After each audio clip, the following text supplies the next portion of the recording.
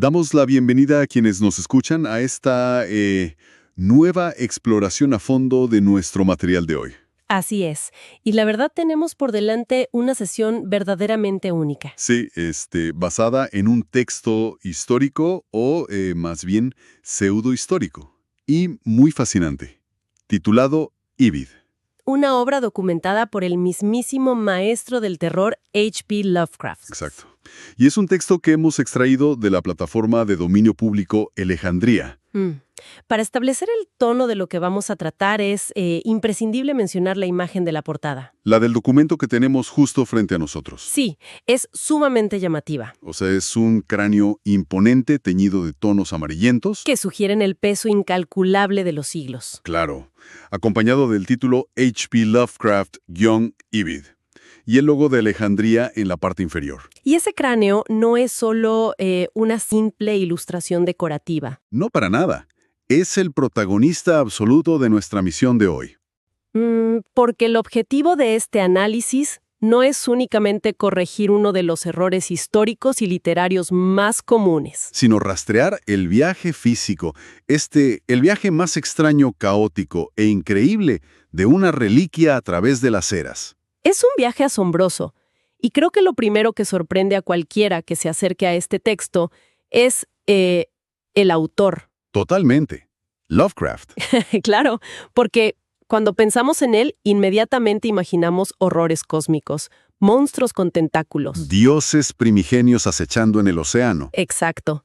Pero aquí nos encontramos con algo completamente distinto. Es una sátira brillante. Muy diferente a su estilo habitual. A menudo pensamos en la historia como algo estático, confinado a los libros de texto, pero este material demuestra, a través del humor y la ironía, que los objetos históricos tienen vidas propias. Sí.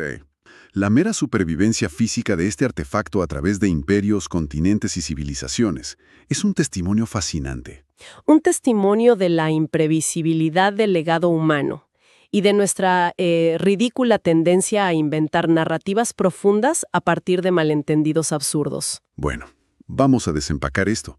Empecemos por ese gran malentendido literario. La broma central. Exacto, la broma que sostiene toda esta historia y que si no has escrito un ensayo académico recientemente, podría pasar desapercibida. Suele pasar. Es casi un chiste recurrente leer en un trabajo estudiantil la frase como dice Ibid en su famosa obra. Sí.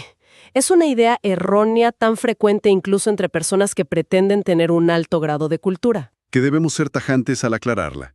Lovecraft se burla de los académicos convirtiendo sus abreviaturas de citación más sobreexplotadas en un héroe romano legendario. De que Ibid es simplemente la abreviatura de la palabra latina ibidem. Que significa en el mismo lugar. Y se usa en las bibliografías para no repetir la fuente anterior.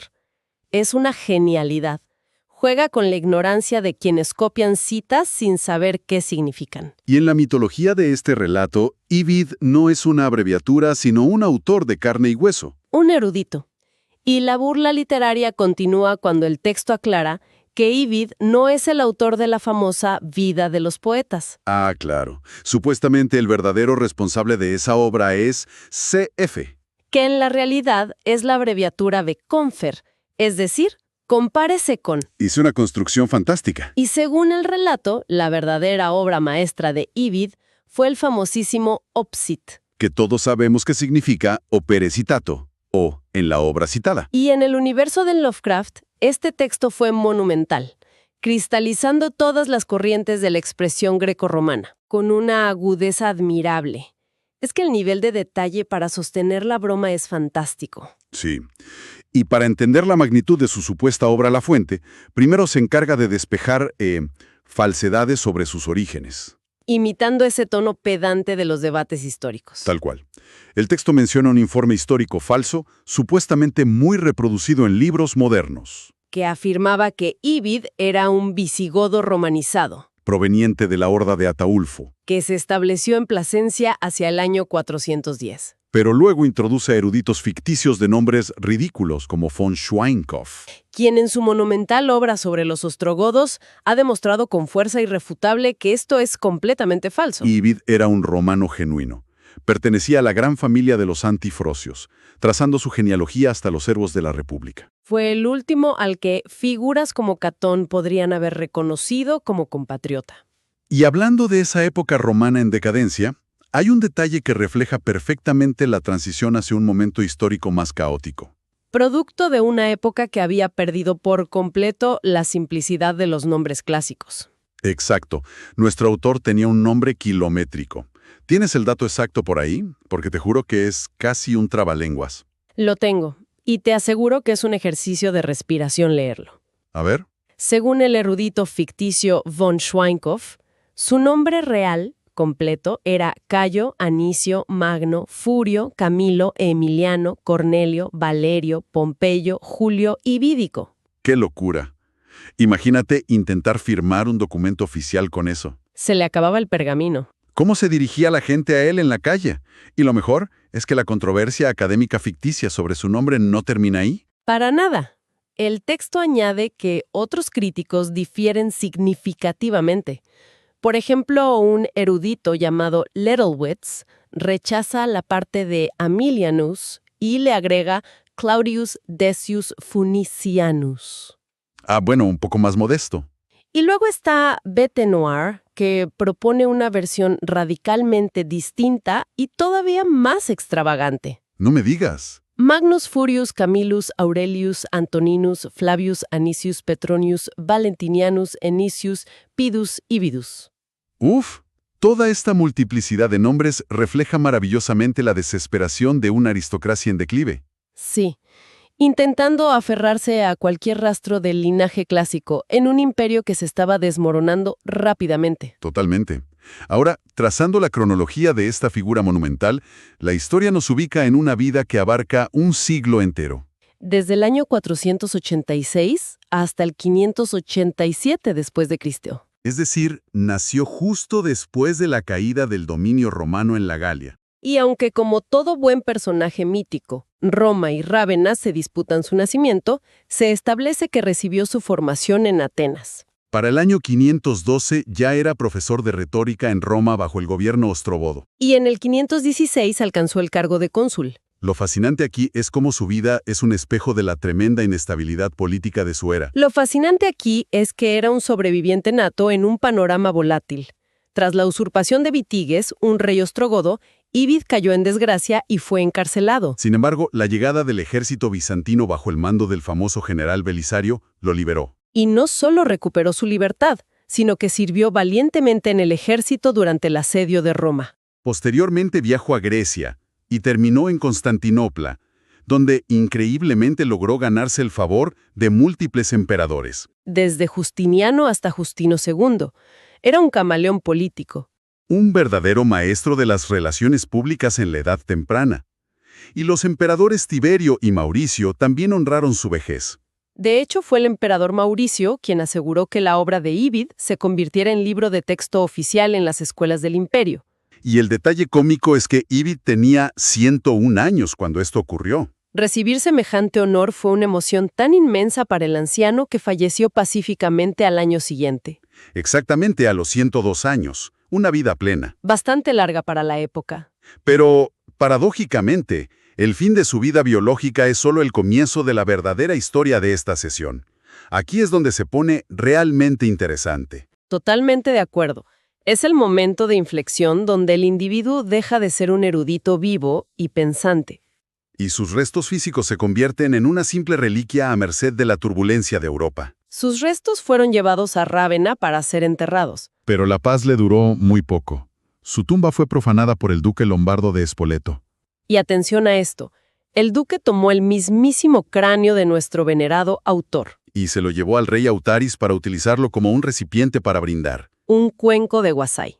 Literalmente lo usaron como copa. Desde ese momento el cráneo de Ibid comenzó a pasar con gran orgullo de rey en rey a lo largo de la monarquía lombarda. Y este recorrido traza perfectamente el mapa de la Alta Edad Media, uniendo lo macabro con lo sagrado. En el año 774, el mismísimo Carlomagno le arrebató esta copa de cráneo al rey Desiderio. Y el detalle que desafía toda creencia y que subraya la naturaleza bizarra de las reliquias medievales es que el Papa León utilizó exactamente este mismo cráneo ¿Para qué? para administrar la unción real que coronó a Carlomagno como emperador del Sacro Imperio Romano. Es increíble. Y de ahí, Carlomagno se lo regaló a su maestro Alcuino, y la reliquia cruzó el mar hacia Inglaterra en el año 804. El salto de estatus del cráneo es sencillamente alucinante. En Inglaterra terminó en un nicho de una abadía. Y cuando Guillermo el Conquistador llegó siglos después y lo descubrió, le hizo reverencia. Pero no por su valor académico o histórico real. Claro.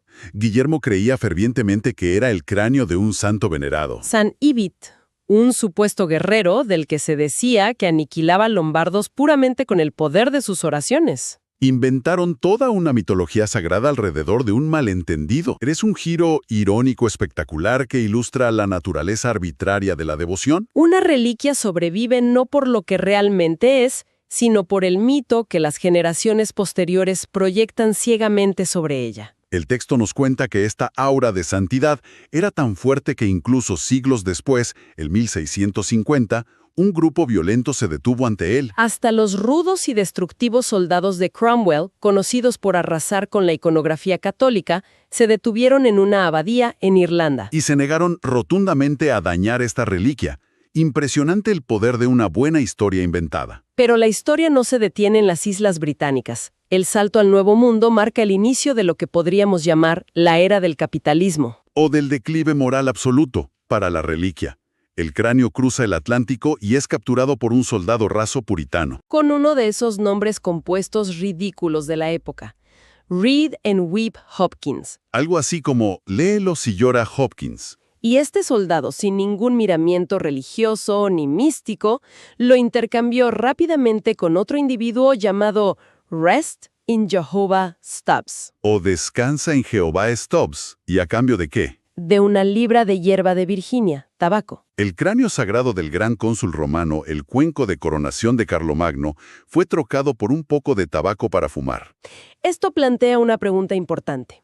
¿En qué momento un objeto pierde definitivamente su sacralidad y se convierte en mera mercancía? Porque aquí vemos una degradación exponencial en el valor asignado. El tal Descansa en Jehová Stubbs envió a su hijo Zerubabel a buscar fortuna en Nueva Inglaterra en 1661. Y le entregó el cráneo como un simple talismán de la buena suerte. Lo llamaban irónicamente el hermano Ibid. Al llegar a Salem, este antiguo receptáculo de conocimiento y unción divina terminó arrumbado en un armario. Y la degradación continúa.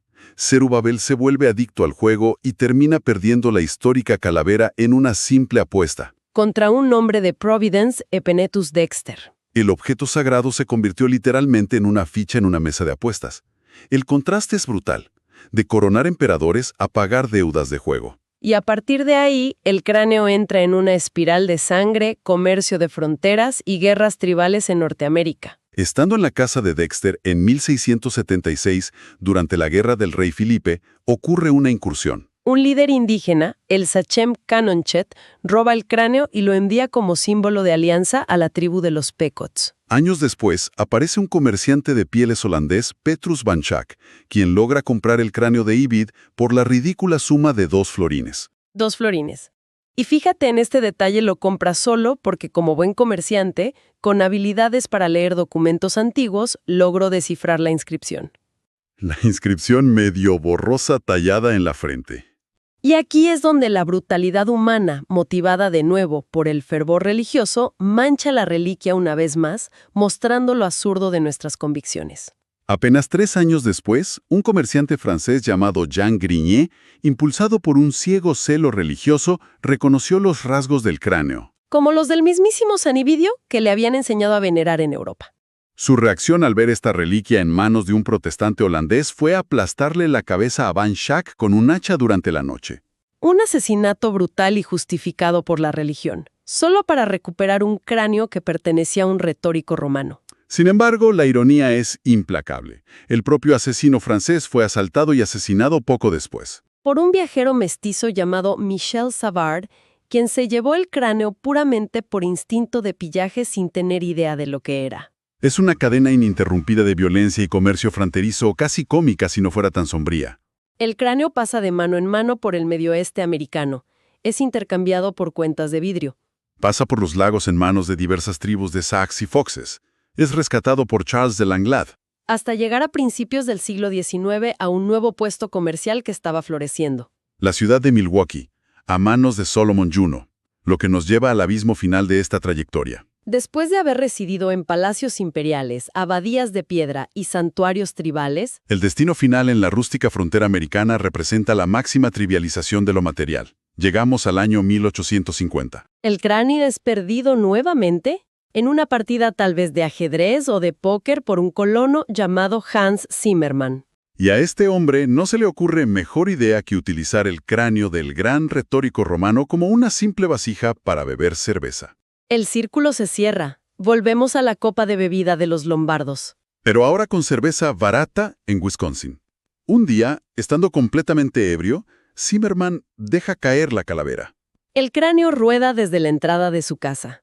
Baja por la pradera y cae sin remedio directamente en la madriguera de un perrito de la pradera. Cuando Zimmermann despierta de su borrachera, simplemente no puede encontrarlo. Si conectamos esto con el panorama general de la obra de Lovecraft y su sátira, la ironía suprema es insuperable. El ilustre cráneo de Cayo Anicio Magno Furio Camilo, Cónsul de Roma, erudito que preservó la tradición clásica, favorito de los emperadores de Constantinopla, santificado erróneamente por la Iglesia Europea. coronador de Carlomagno, terminó oculto bajo la tierra de Milwaukee, adorado con ritos oscuros por simples perritos de la pradera. El texto describe maravillosamente cómo estos animales excavadores veían en esa cúpula ósea a una deidad literal enviada desde el mundo superior. Es Lovecraft aplicando su concepto de dioses oscuros adorados en secreto, pero reduciéndolo a roedores y una calavera perdida. Es una imagen mental increíble, los roedores rindiendo culto a la abreviatura de una cita bibliográfica. Y así permaneció durante generaciones. En la oscuridad subterránea. Arriba en la superficie, la raza de los roedores sucumbió ante el avance de la civilización moderna. Llegaron las alcantarillas, se construyeron casas, miles de ellas. La ciudad de Milwaukee creció imparable sobre este dios subterráneo de los perritos de la pradera. Hasta que, como en todo buen relato, el destino geológico dio un último giro de tuerca. Una noche, un evento sísmico sacudió la región. Un evento sutil pero convulsivo. Levantó las profundidades y partió la superficie de la calle. Al amanecer, los habitantes de Milwaukee se encontraron con que los arcanos subterráneos habían salido a la luz. Allí, sobre el asfalto destruido por el cataclismo, yacía blanqueado y tranquilo. Descansando con una especie de pompa santa y consular, el majestuoso cráneo de Ibit. Finalmente desenterrado por las fuerzas de la naturaleza. Es un clímax poético y muy característico del autor. Nos enseña cómo las capas del tiempo geológico e histórico pueden superponerse y colapsar en un solo instante. Devolviéndonos artefactos de eras que creíamos perdidas, despojados ya de sus ropajes culturales e interpretaciones falsas. Reducidos de nuevo a su esencia más pura y silenciosa. Un simple resto fósil en medio de una calle moderna. Entonces, ¿qué significa todo esto? Si observamos la narrativa completa proporcionada por nuestro material base, la genialidad de esta sátira reside en algo muy claro. En mostrarnos que la historia de la humanidad es en esencia la historia incesante, caótica y muchas veces ridícula de las cosas que dejamos atrás. Es vital recordar un detalle crucial destacado en las notas de la fuente. Toda esta verdad histórica de la que hemos hablado estuvo fragmentada durante siglos en el universo del relato. Así es.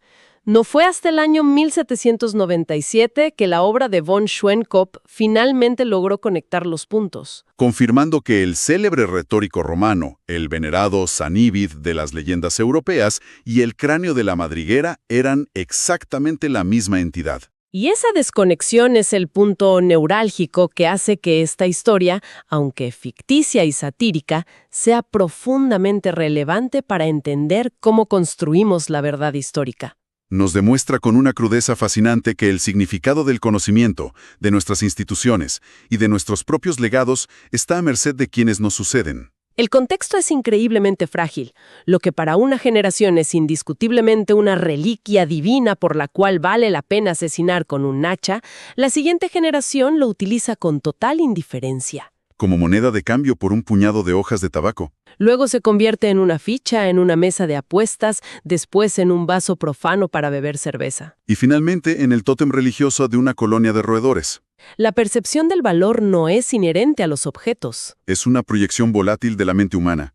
Estoy segura de que esto nos hace cuestionar mucho de lo que atesoramos. Es una volatilidad que fascina y asusta un poco cuando se piensa detenidamente en todo lo que damos por sentado en los museos. Sin duda. Y para despedir esta exploración a fondo de los extraordinarios textos proporcionados, es interesante dejar una pequeña semilla plantada a partir de toda esta locura narrativa que hemos revisado hoy.